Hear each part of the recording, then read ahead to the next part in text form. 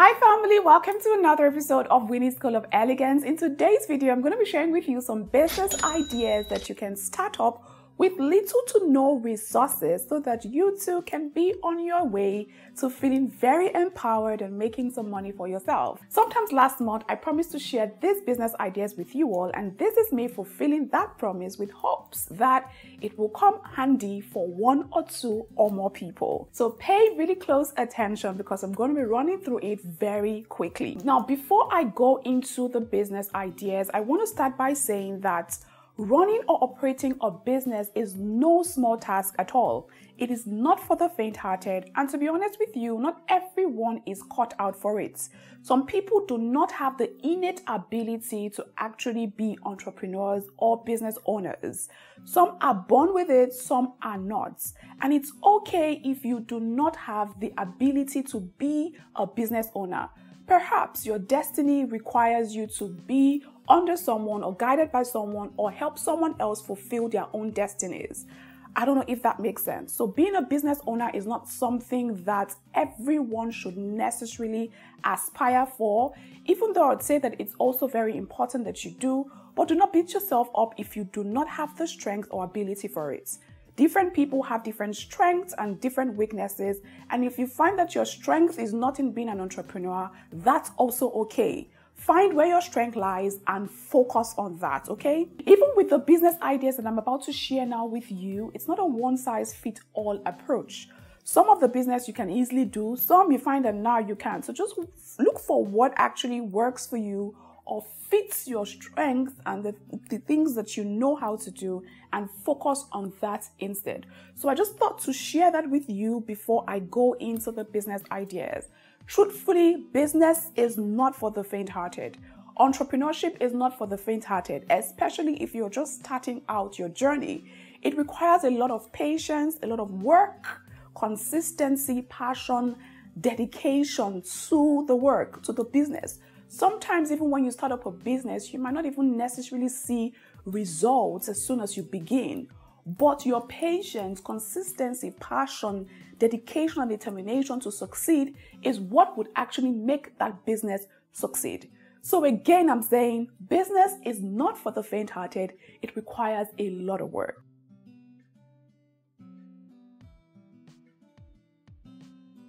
The first business idea that I've put down here on my list would be offering catering services. Food business is one business that would never go out of style because a lot of people, everyone eats. Which one is a lot of people? Everyone actually eats on a daily basis. Sometimes people eat as much as 3 meals per day. And because of the fast-paced nature of the society we live in today, most people do not have the time or do not even want to be saddled with the responsibility of making their own meals by themselves. So what they do is they turn to or they look to food vendors who supply and deliver meals to them that they can easily just warm up and enjoy without having to go through the stress of purchasing the ingredients from the market and coming back to cook it at home. So if you know that you love to cook and you have the strength and what it takes to start up a food business, then I tell you to jump on it as quick as possible, and you can start with your family and friends as your first customers, or even your neighbors or those around you. Food business is big business.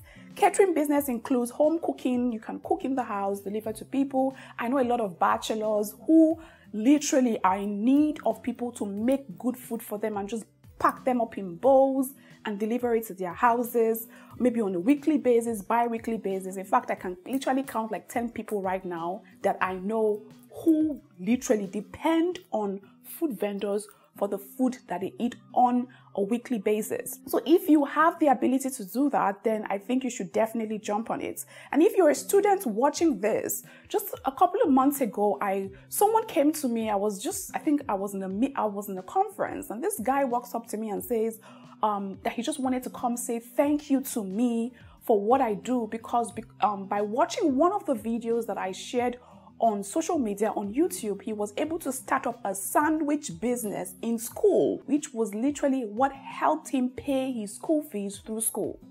And then he said after school, he continued the business and the business is still sustaining him through life till this day. That is food business. So just think about whatever food. It doesn't even necessarily have to be cooked meals.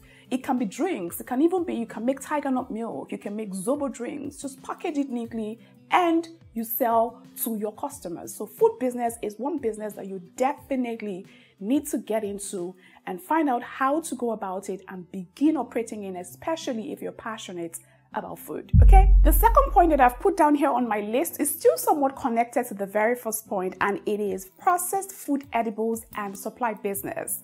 You see those people who sell plantain chips, potato chips, popcorn, usually packed in bags and have like a long shelf life. That's a big business now in Nigeria. I know a lot of people personally who are making a big living out of packaging and selling these little snacks. In traffic, they sell it in traffic, in supermarkets, in stores, in schools, everywhere. So it's something that I think that you can actually start up, and it requires little to no resource. I'm sure you probably have all of the resources that you need to make it happen in your house. All you now need to probably focus on would be the packaging. Some people use this white clear bags. Some people use clear containers and just place their stickers on it. So it's one business that you can start up in. You can do it in a large scale. You can do it in a small scale. If you want to go the extra mile, you can do it and then hire these boys to go to the traffic areas and sell it, because these are the kind of things you find in traffic. You see a lot of people with popcorn, the chips, the biscuits, and just peanuts, cashew nuts, package it nicely and just sell it. And I think that that's a business that can actually bring you a good income if you know exactly how to go about it. So consider that if you are also very passionate about food business and you don't necessarily want to do the cooking, like actually cook day in, day out. You just want to maybe take out a day or two, make your product, package it, and then now focus on distributing. Does that make sense? I forgot to mention Chin Chin also falls under this category. You guys, this is really big business if you know exactly how to go about it. So give it some thought, okay? The next business idea that I've put down here on my list would be affiliate marketing. Now, affiliate marketing is not such a big thing in Nigeria, but it's super duper big in the western parts of the world. In America, Canada, UK, it's a big deal. Now, what is affiliate marketing, you may say? Affiliate marketing is just you driving traffic to someone else's products or services and getting a commission or a percentage of the profit that that person earns. So for example, you can partner up with different business owners who have products or services, and then you tell people about these products and services, and the owner of the business gives you a code that you can use to share to your own customers. And when anyone purchases their products or services using your code, a certain percentage of the money comes to you as a person. A lot of people do it via Amazon. For example, I own an Amazon storefront, and all of the things or the products that I use in my kitchen, those of you who know me as a culinary expert know that I use a lot of kitchen equipment and gadgets. The things that I use in my kitchen, and people usually would ask me where I bought them from. So what I did was create an Amazon storefront and got affiliate links from Amazon, and I put it in the description box of my YouTube videos. And anyone that maybe wants to buy a measuring spoon or a measuring cup, there's a link there that is unique to me, and when anyone clicks it to buy the measuring cup or whatever it is from Amazon, there is a commission that comes to me. Now, you may say, oh, the commission is not so much, but trust me, when it continues to add up and add up and add up like that, you find that in a month, you're making hundreds of dollars, if I'm not mistaken. Does that make sense? No, if you don't want to even use Amazon as an example, I know I have a cookbook products, for example, and I have a lot of people who have reached out to me to be affiliate marketers for my products, and it's worked. So whenever they sell products, I give them a commission of the products that they have sold based off of the fact that they are now driving traffic to my products. So there's different ways to really do affiliate marketing. I know someone who is literally making a living off of affiliate marketing alone. So you can study more on affiliate marketing and get all the knowledge and information that you need to help you kickstart and maintain the business. Okay, the next business idea is actually one of my favorite business ideas, and it's one that I have used to start up some of the businesses that I own today. It's simply just a reselling business. Now, this is one of the smartest ways to do business. And what does this entail? You find a manufacturer or someone who sells whatever it is that you want to start selling. You find the person, and then what you do is you partner up with the person and tell the person that you will start. It's somehow connected to the affiliate marketing business, right? So you find that person who sells the product that you want to sell. Maybe you just start up by buying some of the things that they sell, bring it home, right? Repackage it and brand it, and then you take pictures and start posting the pictures on social media and let people know that you now sell these things. So you can talk to your family members and your friends or your neighbors and tell them you sell these things. Now notice that you are not even the owner of the products. All you did was buy a product or two from the person's store. You took pictures, you rebranded, or you packaged it nicely with your own packaging, and you're posting the pictures on social media or telling your friends. Whenever you receive an order from anyone who is interested in your product, all you need to do is reach out to the manufacturer or the person who has the product that you've partnered with. You pay for the product, collect it, rebrand it and repackage it, and deliver to your customer. You don't have to own the product. You do not need any space to house the product. You are not paying any rent. All you are doing is just being a middleman between your customer and the person who actually owns the product. So you're buying, and of course you're going to mark up the price of the product a little bit so that you can also make some profit from it. So I'll give you a perfect example if you're still trying to wrap your head around this. I'll use catfish as an example. You know, catfish, a lot of people enjoy and love to eat catfish, whether it's in its raw form or smoked catfish. People use catfish on a daily basis in this part of the world. Now, starting a catfish business can be quite capital intensive. So what do you do as a person who doesn't have enough capital to start up that kind of business? Because it requires a lot of time, money, attention, and all of that. What you do is just find somebody who already has the catfish business, establish a relationship with the person, go and buy a product or two from that person, create your own packaging and your own logo and branding, right? When you buy the product, maybe one catfish or two catfish, rebrand it and make it yours, take pictures, make videos of that, and then start to use that to publicize it and say, you have started a catfish business. So even if you don't have a big following on social media, you can start with your family, your friends, your neighbors, your people in your workplace, your church, and tell them you've started a catfish business. Whenever anyone wants catfish and they reach out to you and say, oh, I want you to deliver catfish to me, all you have to do is go back to the manufacturer or the person who actually has the catfish business, purchase the catfish, repackage it, and sell. Of course, you will not be selling to the person at the same price that the manufacturer is selling to you. You will mark it up by adding your profit. And of course, do not forget to add the profit for the packaging cost and your branding cost and your logistics cost and all of that. By the time you put it together, you supply to your customer and boom, you are selling catfish without having to go through the hassle of growing or maintaining a catfish business. Does that make sense? So that is one business that I think that it's like the easiest business to start up. All you need to do is just establish relationships and start marketing and distributing your products. Easy peasy, guys. And trust me, if you know how to do it right, you'll be making killer profits from that business.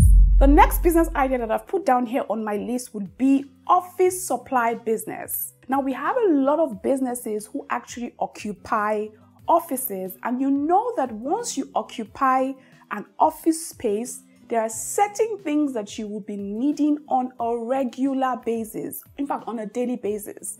Things like cleaning supplies.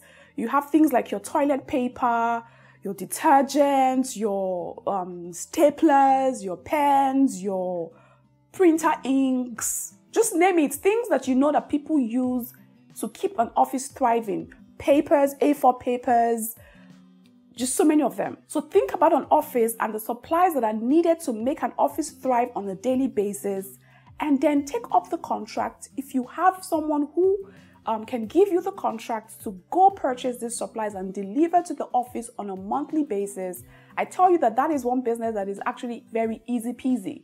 So if you have a friend, if you have a family member who owns an office and they make regular purchases of supplies, maybe on a weekly or on a monthly basis, tell them to give you the contract to start buying and supplying these office supplies, and you make a profit from it. It's very easy and straightforward. All you need to do is just know someone or know people who have offices. And even if you don't know anyone, take the bold step and go to an office and tell them, oh, you actually render this service of supplying so and so whatever. So yours can even just be like, you can niche it down to, you will supply toiletries to the office. You will supply paper materials to the office. So you can niche it down and be specific about what you want to supply and start supplying it to them. It's a super sweet business that when you do, literally, if you have like 4, 5, 6 clients, I'm telling you, you can literally always smile to the bank at the end of every month without even doing anything else. The next idea that I've put down here on my list would be logistics services business. So if you have a car just sitting around and is acting a liability to you, put it to very good use by putting it up as a logistic service. A lot of people come in from the airport every day. A lot of people go to the airport every day. A lot of people need cars that, for example, someone like me, that I super duper do not like driving in Lagos. When I know that I don't feel like driving on a particular day, what I do is I just hire a car service that will take me around all day. Sometimes I know I spend as much as, depending on the number of hours, I know I spend as much as 25 to 35,000 naira on car service per day if I decide to use that. So if you have me as a customer and have 4 or 5 other people as a customer that call you at different times in a week, you can imagine how much you would be making. And sometimes on this car service, you have a lot of downtime. So for example, I want somebody to come pick me up for the day. He can pick me up from my house and drop me at my first meeting. At the first meeting, I'm spending 4 or 5 hours. So the car is just idle, doing nothing. It's not burning fuel. It's not burning operational cost, nothing. I am done with the first meeting. I go to my second location. I spend another 2 hours. By the time he's done for the day, you realize that he hasn't even spent up to 2,000 naira worth of fuel. All I'm paying him for is his time. So he's just been there with me, ensuring that he's there whenever I need him to be there. And he's cashing out 28,000, 30,000 naira, depending on the hours. And all he has to do is spend maybe 2,000 naira or less on fuel. Does that make sense? So if you have a car, or if you have somebody who has a car that can borrow you the car, you can use it to start up a logistics service business. I tell you that business is not for the faint-hearted, and that is the truth. You need to be able to put in the work, be diligent, put in your time, remove every form of shame from business. Business is business. If you know that you want to make money to start up, and then of course, it doesn't necessarily have to be what you do for the rest of your life. You can set a goal for yourself and say to yourself, for this next 1 year, I'm going to do this business, save up this amount of money and use it for whatever else things that you want to do with yourself. So starting up a logistics service is actually quite a lucrative business. And if you're that person who has enough money, if you have enough resources to buy cars, buy 2, 3, 4, 5 cars, instead of buying a car for yourself first, buy a car and put it up as a logistics service and let people hire the car. Let that car make you more money. When you've made more money from the car, you can either decide to buy a car for yourself or buy another car that you will throw back into the business. And before you know it, your business is growing. You will end up having like 5, 6, 7, 8, 10 cars on the road working for you in 1 year. So imagine somebody who goes to splurge money on a car that he doesn't even need, and somebody who actually has 10 different cars that are not his personally, but are his for business. So you might look at one person and be like, oh, that one has a car, that one does not have a car. One has a car that's a liability. The other has 10 cars that are literally assets that are bringing him money. So that's a business that you can start up if you already have a car that is acting or serving as a liability to you right now. Put it to very good use and make some money for yourself. Now, the next business idea on my list that you can actually start up is a service business. I call it Visa Services Business. Now, hear me out. So many people do not know how to apply for a visa or what documents that are needed to apply for a visa. And even when they know the documents that's required or the process that is involved in getting a visa, some people they do not want to be saddled with the responsibility of actually now putting the documents together or filling all the long ass forms that are required. Someone like me, all I want is just give me the visa. Don't put me through the work of getting the visa.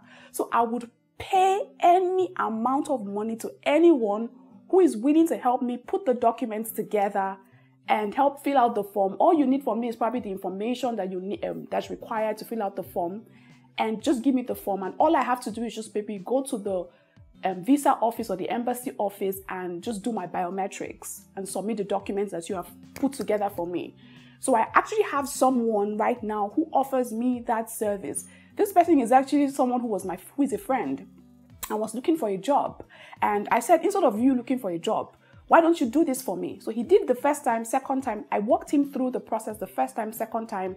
And now he's the one who literally helps me fill out all my documents, ensure that I get my bank statement from the bank, puts everything together. All he does for me is on the day of my biometrics or my data capture, he gives me all of the documents, hands it over to me. I walk majestically to the visa office, and I submit the documents without any issues. Now I have linked him up to 3 other of my friends who actually now use him for the same service. This is someone who was looking for a job, who didn't have a job, but now that is what he does for a living. And of course, now he has 4 customers from me. He has other customers as well. So visa service is a business that is highly lucrative. A lot of people are not knowledgeable on how to get visas. They think that getting visas is one of the most difficult things. That's not true.